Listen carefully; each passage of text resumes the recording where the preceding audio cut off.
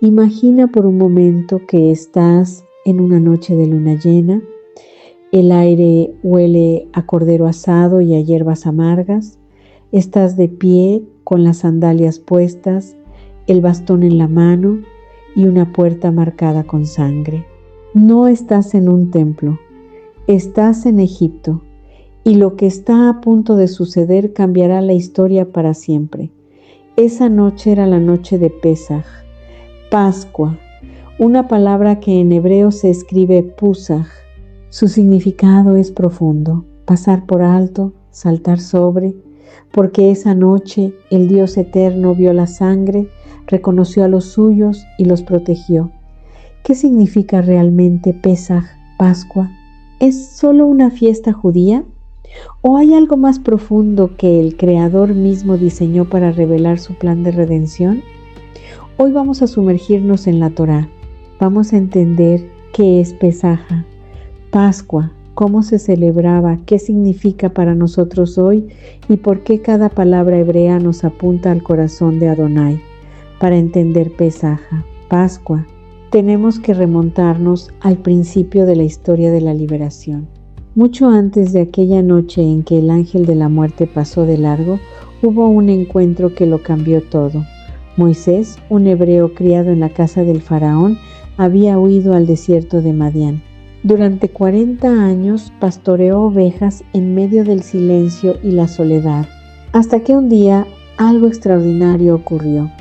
En el libro de Shemot, que significa nombres, en el capítulo 3, la escritura nos dice que Moisés apacentaba las ovejas de su suegro y llegó al monte Horeb. Entonces se le apareció un mensajero del Eterno en una llama de fuego en medio de una zarza. Y Moisés miró y vio que la zarza ardía en fuego, pero la zarza no se consumía. Esa zarza ardiente era una señal. En hebreo, zarza se dice senee, sisonea, y el fuego esh esek. La presencia de Adonai no destruía, sino que purificaba y llamaba. De esa zarza, el Dios eterno llamó a Moisés por su nombre y le dijo: quita tus sandalias de tus pies, porque el lugar donde estás es tierra santa. Allí el Eterno reveló su nombre a Moisés. Dijo: yo soy el que soy. En hebreo, Eye Asher Eye Atejitasa Setá, un nombre que habla de presencia eterna, de fidelidad inquebrantable. Y le dio una misión: ve a Faraón y saca a mi pueblo de Egipto. Moisés dudó, temió, pero Adonai le aseguró que estaría con él. Y así comenzó el camino hacia la liberación. Moisés y Aarón se presentaron ante el faraón con un mensaje claro. Así dice el Eterno Dios de Israel: deja ir a mi pueblo para que me celebre una fiesta en el desierto. Pero el faraón, cegado por su orgullo, endureció su corazón y se negó. Entonces el Dios eterno comenzó a mostrar su poder a través de señales y maravillas. Vinieron los 10 juicios divinos. Siempre le hemos conocido como las 10 plagas, pero en realidad no eran unas plagas, era el juicio que Dios estaba haciendo contra los dioses de Egipto. Cada uno de estos juicios no era solo un castigo, sino una declaración. Cada juicio enfrentaba a una deidad egipcia, mostrando que el Eterno de Israel es el único verdadero Dios.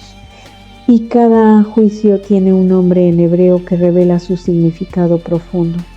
El primer juicio fue la sangre, dam en hebreo, dam. Las aguas del Nilo se convirtieron en sangre. El Nilo era considerado una deidad que daba vida, pero Adonai mostró que él tiene dominio sobre las aguas. La palabra dam significa sangre y representa juicio, pero también redención, porque más tarde la sangre sería la señal de protección en las puertas de Israel. El segundo juicio fueron las ranas, Tzfardeim, en hebreo, Tsefardeim. Las ranas salieron del Nilo e invadieron todo Egipto. La palabra Tzfardeim está relacionada con el caos y la invasión, mostrando que el Dios eterno puede usar lo pequeño para humillar la soberbia del poderoso. El tercer juicio fueron los piojos, Kinim en hebreo, Inim. El polvo de la tierra se convirtió en piojos. Los magos de Egipto no pudieron replicar este juicio y reconocieron: es el dedo de Elohim. La palabra kinim habla de lo minúsculo que se convierte en instrumento de juicio. El cuarto juicio fueron las moscas, Arov en hebreo, arobe. Enjambres de moscas llenaron las casas de Egipto, pero la tierra de Gosén, donde habitaba Israel, quedó libre. La palabra Arov significa mezcla o enjambre, y mostró que el Eterno sabe hacer distinción entre su pueblo y el pueblo de Faraón. El quinto juicio fue la mortandad del ganado, deber en hebreo, deber. Todo el ganado de Egipto murió, pero el ganado de Israel permaneció sano. Deber significa pestilencia, juicio sobre la economía y la riqueza de Egipto. El sexto juicio fueron las úlceras.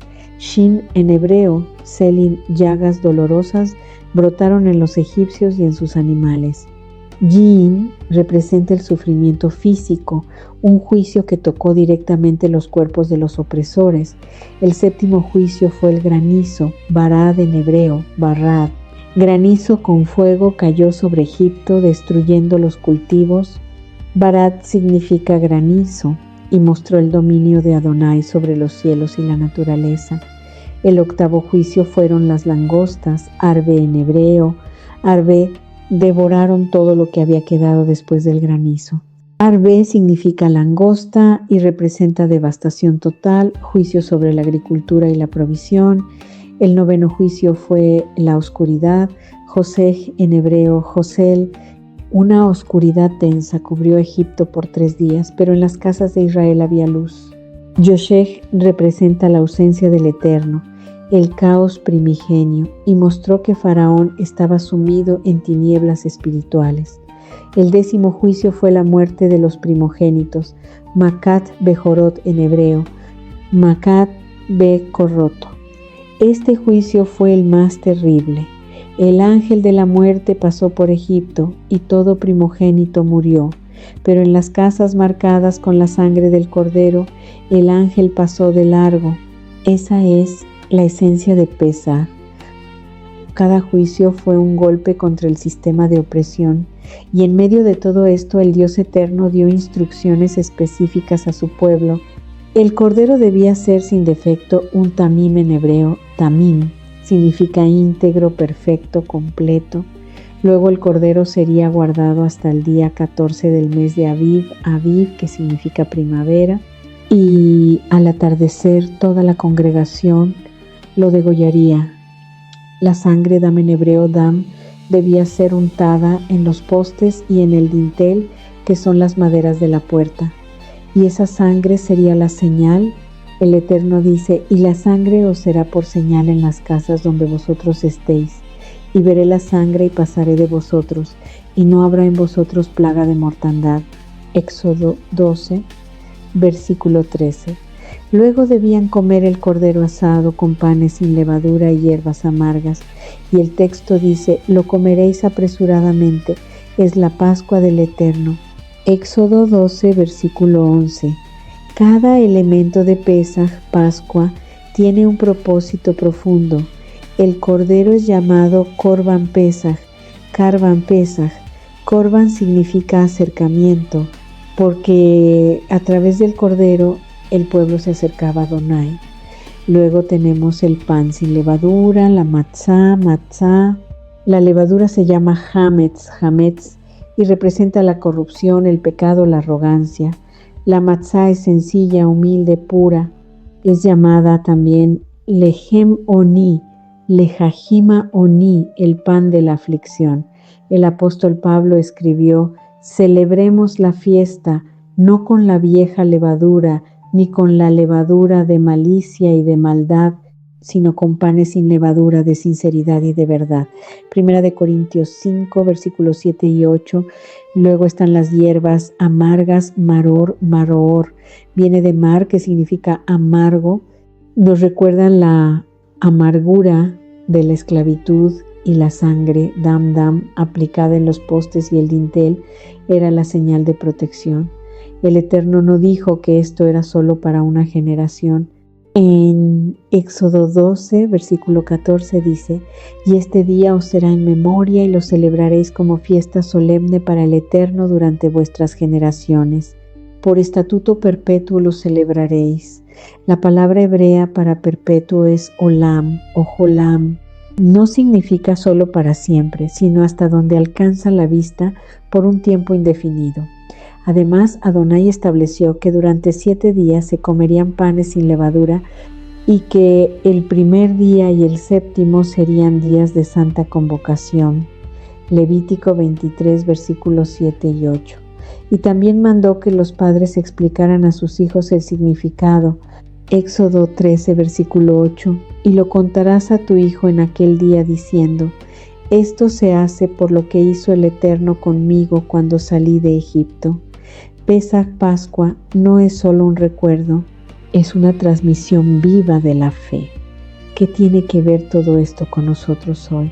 La zarza ardiente nos enseña que el Dios eterno ve el sufrimiento de su pueblo y desciende para liberar. El fuego que no consume nos habla de su presencia santa que no destruye al que está dispuesto a escuchar. Los 10 juicios divinos nos muestran que Adonai tiene poder sobre toda potencia terrenal. Cada juicio fue una declaración contra los dioses de Egipto, una declaración de que solo el Eterno es Dios. Y el último juicio, la muerte de los primogénitos, establece el principio de la redención por medio de la sangre. La Torá nos habla del corazón de Leví, del corazón del Eterno, y el corazón del Eterno es la redención. Geulá en hebreo, Ge'a. El profeta Isaías anunció: como cordero fue llevado al matadero. Isaías 53, versículo 7. Cuando Yocanán, el inmersor, vio al Mesías Yeshua, Jesús dijo: he aquí el Cordero de Dios que quita el pecado del mundo. Juan 1, versículo 29. El Mesías Yeshua, Jesús, fue crucificado en la fecha exacta en que se sacrificaba el Cordero de Pesaj, Pascua, el 14 de Aviv. Tomó el pan sin levadura, lo partió y dijo: esto es mi cuerpo. Tomó la copa y dijo: esta copa es el nuevo pacto en mi sangre. No abolió Pesaj, Pascua, lo llenó de significado eterno. Pablo escribió: limpiaos de la vieja levadura, porque nuestra Pascua, que es Cristo, ya fue sacrificada por nosotros. Así que celebremos la fiesta. 1 Corintios 5, versículos 7 y 8. Si estás iniciando y deseas celebrar Pesaj, Pascua, de manera bíblica, hay pasos claros en la Torá. Primero, la limpieza de la levadura. En hebreo, biur hametz, biur hametz. Limpia tu hogar de toda levadura. Éxodo 12, versículo 19. Segundo, comer pan sin levadura durante 7 días. La matzá tercero. No trabajar en el primer y séptimo día. Son días de santa convocación, Shabbatón cuarto. Realizar una cena conmemorativa con matzá, maror y vino o jugo de uva. Quinto, contar la historia, la Agadá. Explica a tu familia el significado de Pesaj, Pascua. Sexto, cantar salmos de alabanza. Los salmos Jalel del 113 al 118. Séptimo, guardarse de la levadura de los fariseos, de las tradiciones que anulan el mandamiento del Eterno. Mateo 16, versículo 6.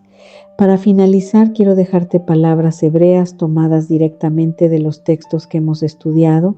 Sene Sisinea, la zarza ardiente, donde el Eterno se reveló a Moisés. Eye Asher Eye, Atería, ser volqué soy, el nombre eterno, Dam, sangre, el primer juicio y la señal de redención. Tzfardeim, Tzfardeim, ranas, caos que humilla al poderoso. Kinim, piojos, lo pequeño como juicio divino. Arov, moscas, distinción entre el pueblo y el opresor. Deber, pestilencia, juicio sobre la riqueza. Ahora hagamos un resumen de lo que hemos aprendido. El primer éxodo, el que leemos en Éxodo, fue para poder sacar al pueblo de la esclavitud, al pueblo que estaba en Egipto, al pueblo de Israel. Eso fue lo que hizo el Señor y puso sus estatutos en sus corazones. Pero hay un segundo éxodo, el cual celebramos en Pesaj, Pascua, cuando recibimos a Yeshua Jesús en nuestro corazón y guardamos y ponemos por obra sus mandamientos. Así como dijo el Señor en Ezequiel 37, que vendría a buscar esos huesos secos, iban a tomar vida, y va a venir a buscar una nación santa, apartada del mal, que guarde los mandamientos y que crea en Yeshua, en el sacrificio que hizo en la cruz por cada uno. Ese cuerpo, el cuerpo del Mesías, está en todo el mundo. Él va a venir a buscar no un grupo religioso o una denominación, no. Él va a venir a buscar su cuerpo, esa nación santa que lo ha prometido cuando le dio la promesa a Abraham. Y esa es la verdadera Pascua, que el Señor va a pasar por alto nuestras ofensas y pecados cuando lo recibimos por fe. Ese sacrificio en la cruz. Por eso tomamos el vino, por eso partimos el pan. Y ahora te pregunto a ti, el Eterno se reveló en una zarza que ardía sin consumirse, envió juicios divinos para quebrantar el poder del opresor y finalmente estableció la sangre del Cordero de Yeshua Jesús como señal de redención. Si el Eterno diseñó esta cita donde la sangre marca la diferencia entre juicio y misericordia, ¿estás dispuesto a volver esa cita? Él toca la puerta de tu corazón. ¿Vas a abrirle? Él dice que quiere cenar contigo. ¿Estás dispuesto a sentarte en la mesa de aquel que te ha redimido? La respuesta está en tu corazón. Yo ya sé lo que voy a hacer. Ya tomé la decisión. Quiero cenar con Él. Si este mensaje resonó en tu corazón, suscríbete a este canal. De la verdad nos hará libre. Activa la campanita para más estudios sobre las raíces hebreas de la fe. Comparte este mensaje, porque la verdad no se esconde, se proclama para que todos sean libres. Shalom, shalom, paz y bendiciones. Nos vemos en el próximo encuentro.